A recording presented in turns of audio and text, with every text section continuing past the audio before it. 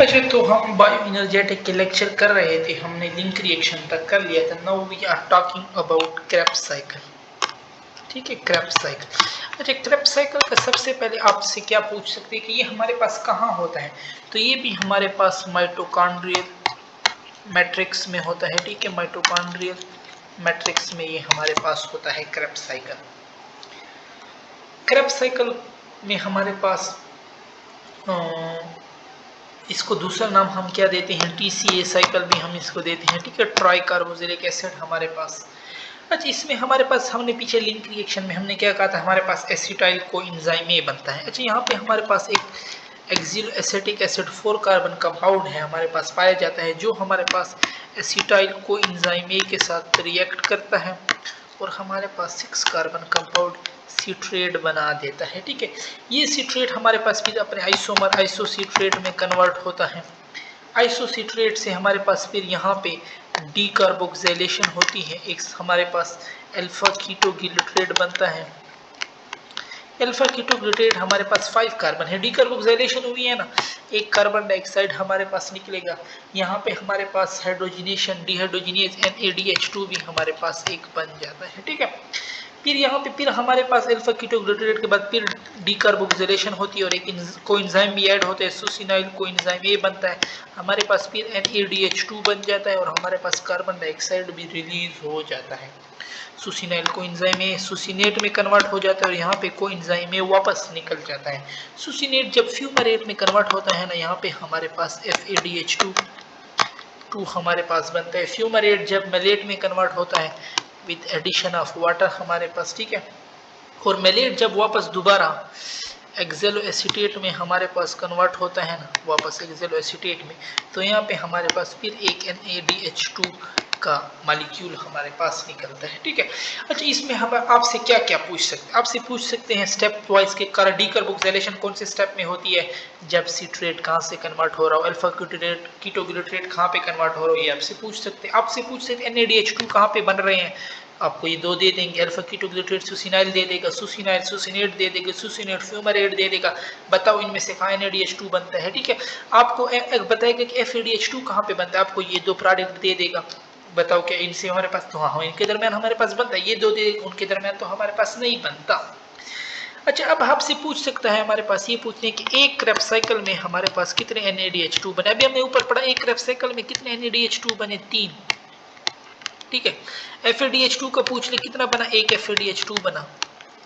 और ये जो उस ATP का वैसे सबस्ट्रेट लेवल फास्फोराइलेशन पे पूछते, जब सुसिनाइल कोएंजाइम में सुसिनेट में कन्वर्ट होता है ना, तो यहाँ पे भी हमारे पास कोएंजाइम ए निकलता है, साथ में यहाँ पे हमारे पास GTP बनता है, यानी in the form of ATP। यहाँ पे ATP भी हमारे पास बनता है, तो ATP का पूछ ले कितने ATP बना, एक। अच्छा, एसिटाइल कोएंजाइम में हमारे पास क्या था, एक एसिटाइल कोएंजाइम था, लेकिन मैंने आपको पीछे ग्लाइकोलाइसिस में बताया था कि उसके बाद जो ऑक्सीडेटिव फेज है ना, उसके बाद दो साइकिल होते हैं। ठीक है, पायरुवेट होते हैं, लिंक रिएक्शन भी 2 दफा होगा, क्योंकि एक ग्लूकोज से 2 बनते हैं ना, 2 PGL बनते हैं, 2 PGL बनते हैं, तो वो 2 साइकिल होंगे। अगर क्रेब्स साइकिल ग्लूकोज के लिए पूछ लेना, तो ग्लूकोज के लिए फिर हमारे पास 2 क्रेब्स साइकिल होंगे, क्योंकि 2 एसिटाइल कोएंजाइम ए बनेंगे फ्रॉम 1 ग्लूकोज मॉलिक्यूल। ठीक है, तो जब 2 क्रेब्स साइकिल होंगे, अब ग्लूकोज के लिए अगर NADH2 पता पूछ लें कितने बनते हैं, तो ग्लूकोज के लिए फिर 6 बनेंगे, ग्लूकोज के लिए FADH2 बने, क्योंकि 2 दफा होते तो 2 FADH2। ग्लूकोज के लिए क्रेब्स साइकिल में ATP पूछ ले तो 2 ATP हमारे पास हो जाएंगे। ठीक है, तो ये आपसे ये लोग पूछ सकते हैं क्वेश्चन में आपसे ये। अच्छा, हमारे पास ये आता है कि रिड्यूस फॉर्म, तो NADH हो गए हमारे पास, NADH ये भी हमारे पास रिड्यूस फॉर्म है। ठीक है, NADH2 हो गया, ये भी हमारे पास रिड्यूस फॉर्म है। NADH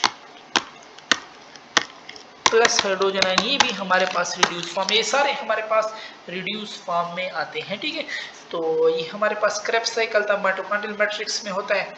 ठीक है, अच्छा, अब हमसे ये भी पूछ सकते हैं ये लोग के क्रेब्स साइकिल में हमारे पास ATP कितना बनता है। ठीक है, विदाउट NADH, अभी हमने ऊपर पढ़ा ना, क्रेब्स साइकिल में अगर वैसे पूछ ले तो 1 ATP आप बताओगे, अगर ग्लूकोज के लिए पूछ ले तो 2 ATP, क्योंकि ग्लूकोज के लिए तो 2 क्रेब्स साइकिल होते हैं ना। अब लेट सपोज वो तुमसे पूछ ले कि नहीं, मुझे बताओ कि एक एसिटाइल कोएंजाइम से कितने ATP बनते हैं, एक एसिटाइल कोएंजाइम से। अब हमें पता है एसिटाइल कोएंजाइम में क्या था, क्रेब्स साइकिल में गए ना, क्रेब्स साइकिल में एसिटाइल कोएंजाइम में उसने 3 NADH दिए, एक FADH दिए और एक ATP। एक NADH जो होता है ना वो 3 ATP देता है, तो 3 NADH कितने ATP देंगे? 9। एक FADH हमारे पास 2 ATP देता है, ठीक है, और एक ATP हो जाएगा, तो एक एसिटाइल से कितने ATP बन रहे हैं? 9 2 11 और 1 12। एक एसिटाइल का अगर वो तुमसे पूछ लेना, एक एसिटाइल का मेरे पास 12 ATP क्रेब्स साइकिल में मेरे पास बनते हैं, ठीक है। एक ATP तो इधर बनते हैं और बाकी जो इनसे ATP निकलते हैं ना वो फिर हम अपने नेक्स्ट लेक्चर में पढ़ेंगे, इलेक्ट्रॉन ट्रांसपोर्ट चेन से बनते हैं, ठीक है। अच्छा, पायरुवेट का पूछ ले कि एक पायरुवेट से हमारे पास कितने ATP आएंगे। अब पायरुवेट में देखो वो पहले लिंक रिएक्शन करता है ना, इधर एक NADH2 बनाता है, फिर एसिटाइल है, एसिटाइल फिर क्रेब्स साइकिल में जाता है। अभी हमने एसिटाइल के पढ़ा वो कितने ATP दे रहा था? 12। अब एक NADH2 तो ये भी है हमारे पास, और एक NADH2 3 ATP देते हैं, तो 12 जमा 3 15, ठीक है। अगर वो एक पायरुवेट का पूछ ले तो एक पायरुवेट हमारे पास कितने ATP देता है? 15 ATP हमारे पास देता है, ठीक है।